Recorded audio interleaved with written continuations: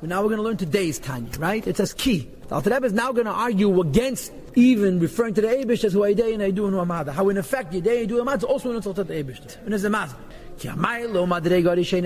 The highest level and step, as far as we are concerned, is Chochmah.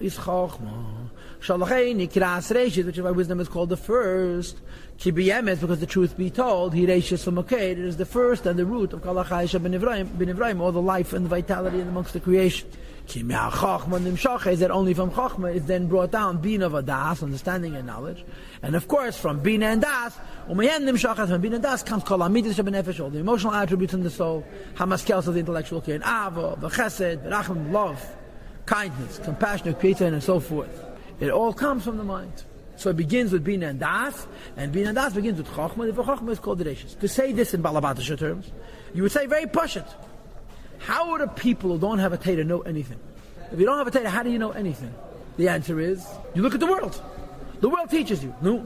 If the world does not have something in it, you can't find it there. If there's a quality, there's an attribute that's not represented in the world, as far as you're concerned, it doesn't exist. And some philosophers would say, if it doesn't exist in our world, then it's false, because if it would be true, if it would be possible, it would be actual. As they state in also in Aristotle, right? I never read Aristotle, but they state in Rambam Bishmoi. Right? That's how it works. So therefore, when we look at the Eibishter through the prism of the world, higher than Chacham we cannot know. Now, but then we say, Hu ha-Chacham, Hu ha-Chachmus, Hu ha-Chacham, Hu ha-Chachmus. Right? We make it Achdus. And Chachma is the source of everything. And he continues to explain how and why he said that Chachma is the source of everything. We see vividly that an immature person who is underdeveloped Chachma and then therefore underdeveloped Bina and Das, She'ein bei Das doesn't have the intelligence and the depth and the integrity to be able to truly get into something and develop deeper and finer and more complex connections to things. He's always angry and vengeful. Because he's petty, he's impatient. He's polar, as they say in psychology today. He also loves trivial things, which is not deserving of love. Doesn't have the sufficient depth to love such things that deserve to be loved. Why? Because people desire and love things based on how mature and developed they are. Correct? And if a person is intellectually deficient, the person is intellectually weak, they're going to be emotionally deficient. And if a person is intellectually deficient, and therefore emotionally deficient, their lives are going to be simple.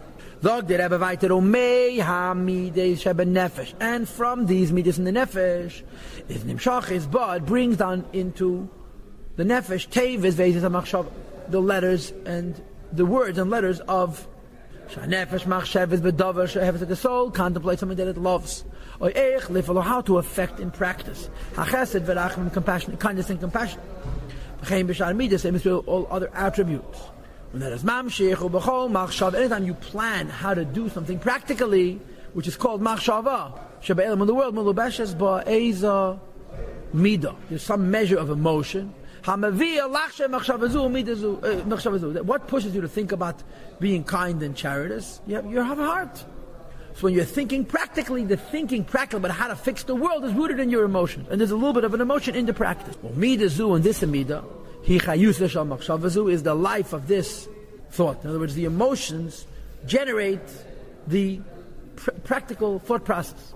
And the Nach is a mamshich, 7 lines in the bottom. And after you think about it, of course, and I want you to know like this, and in Chassidus find machshava and hirhur. And it's very difficult to know what's what. There's machshava, there's hirhur, there's also hirgoyen, hegin libi. But it seems that perhaps machshava, the difference between machshava and hirhur is machshava means to think practically. Hirhur means to think theoretically.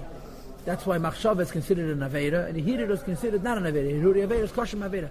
Because when an idea pops into your head, you cannot help it. When you think about it practically, at that point, that becomes an avera. They state befedish and Tanya stuff pedikid based. That when you think about it practically, that's the avera because you're being because you're thinking deliberately. But machshava means thinking practically, and of course, when you think practically, you have to be emotional and practical at the same time. And then as mamshech, and from this thought, nimshachas eisias adibur, then you bring it down to the level of speech to talk about it. Mamish, and the thought is the vitality of the speech, and the emotions are the vitality of the thought, and the brain is the vitality of the heart as well. And after you speak about it, you do it.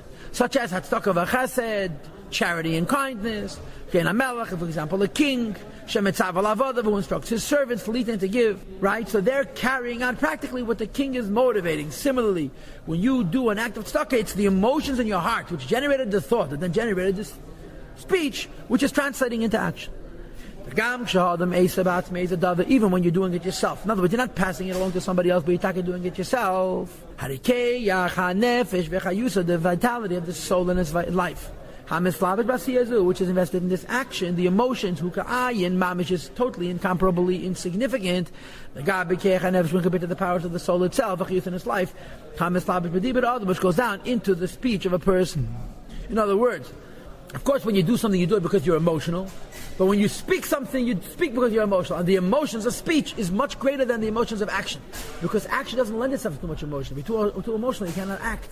You can afford to be more emotional when you speak, but even that has to be limited. Because if you're too emotional when you speak, it comes out of what they call gibberish or jabberish. Gibberish means you're jabbing yourself, and jabberish means you're jabbering somebody else. As is the difference between the body and the soul, is the difference between dibur and ma'aseh, the emotions in dibur and ma'aseh. Similarly, the measure of emotion in speech versus the emotion in thought is insignificantly greater. And moreover, the measure of emotions invested in thought, to the essence of the emotion which is invested in the thought and gives it life. In other words, the higher you go, the more deep, the more of you is invested. You have to have feelings in what you do, otherwise you won't do them. But there's much more feelings in what you say, there's much more feelings still in what you think, and there's much more feelings still in the thought, the emotions itself. V'chein, to continue, similarly, erech, the measure of mahus v'chayis hamida, the essence and the vitality of an emotion. Legabe ha'chochma bina v'das. Notice he doesn't use the word mida again. You see the consistency? By emotions he says the word mida over and over again. By chochma bina das, he simply says chochma das. You see it, right? That the amount of intensity in your brain, in your chacham bin adas, shekalusan hu asecha, that in general this is the mind and intelligence of a person, shemimenu nimshach midazu, which is the source of this emotion, and the amount of depth and integrity in the brain is far greater than the amount of integrity and depth that there is in your emotions. So you see that there's different levels, but the highest is chachma. There's more of you in chachma. There's less of you in bin and das. There's even less of you in your midas. There's even less of you in your machshava. There's even less of you in your diba, and even less of you in your ma'aseh. This is how it is in the souls of people. The souls of all other creations. In all of the worlds, the higher worlds which goes on Atilos and Ein Sof, in the lower worlds which goes on Bria and down. That in all of them, Chochma is the first and the root of all living things. So Chochma becomes very central. Chochma becomes very, very important, because Chochma is the basis for everything that exists. So Chochma is very, very, very important. And what do we say about Chochma? Hu ha-Chocham, Hu ha-Chochma, Hu ha-Chachma. Hashem is one with his Chochma. And Hashem being one with his Chochma doesn't mean he's one with his ideas. He's one with us, because we are those ideas. So the Rebbe, but the etzem inya that you're saying that there's chachma, which is one, is chiyuv. It's a description. It's atzilus, and we agree with Rambam in atzilus achleila ma'ila me atzilus. It's achtas trut of alay keves, but the achtas trut of alay keves of chiyuv of atzilus is much lower than the achtas trut of alay keves chas v'shalom of seif of kalama, which we're going to be learning about in the next page.